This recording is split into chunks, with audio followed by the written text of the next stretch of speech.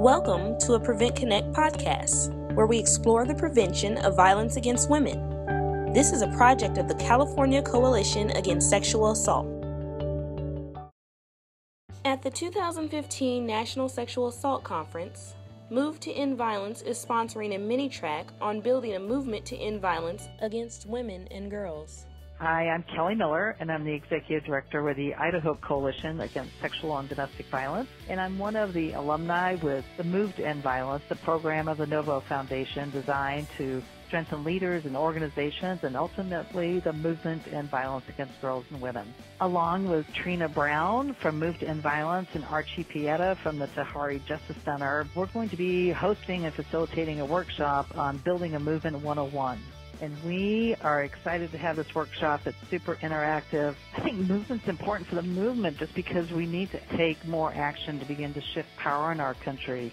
And we also need to understand that so many of the social justice movements that are occurring right now, like Black Lives Matter, and the work around Dreamers and immigration reform, it's an important time in the history of our country, and that we need to begin to also address violence against girls and women as part of this transformation. Hello, my name is Nicole. I'm Anishinaabe from the White Earth Reservation in northern Minnesota. I'm the Executive Director of the Minnesota Indian Women's Sexual Assault Coalition, and I was a member of Cohort 2 from Move to End Violence. Myself and Scheherazade Tillett from A Long Walk Home will be presenting the Building a Movement 201, an intersectional movement, where we will be sharing the Black Lives Matter video and the accompanying statement that was developed by movement makers from cohorts 1 and 2. And we will also be engaging participants in a discussion to develop strategies around building an intersectional movement. If we can build solid strategies around addressing those who are most marginalized, then we have a model and strategies that will work. Hello, my name is Trina Greene Brown. I am a cohort member of Move to End Violence Cohort Number 2, and I'm also an Outreach and Engagement Manager with the program. I will be co-leading a session at the National Sexual Assault Conference with Becky Masaki of the Asian Pacific Islander Institute on Gender-Based Violence and Kelly Miller of the Idaho Coalition Against Sexual and Domestic Violence. The workshop that we'll be co-presenting on is called Building Forward, Finding and Developing a Movement Stance. And the purpose of that workshop is to introduce conference attendees to Forward Stance, which is a mind-body technology for movement building.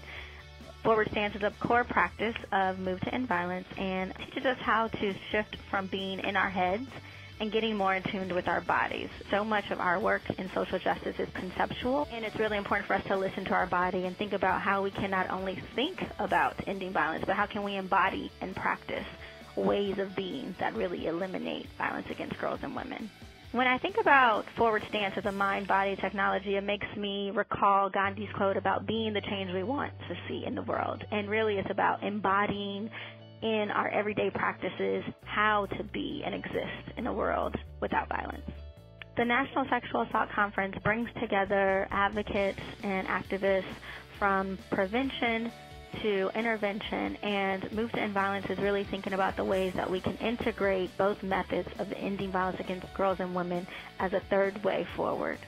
I think it's critical that there's a track on building a movement at the National Sexual Assault Conference because many of the people that we are engaged with in movement building are at this conference. And also, I think when we look at the level of violence that's happening in our world right now with mass incarceration, police violence, invisibility of certain communities, and ultimately hearing story after story of people who are dying, we don't have time not to build movement. When I think about the National Sexual Assault Conference and the 1,500 individuals who are committed to ending sexual assault in our communities, this is an extraordinary opportunity for us to begin to have movement-building conversations. And who better to do the social change movement-building work than those of us that are in this field that have been doing response to sexual assault? We can all work together to really begin to shift what the world looks like. We are so excited to see you at the National Sexual Assault Conference in sunny Los Angeles, California on September 2nd through the 4th. And we hope that conference participants will join us and be ready to engage in this really critical conversation around building an intersectional movement to end violence against women.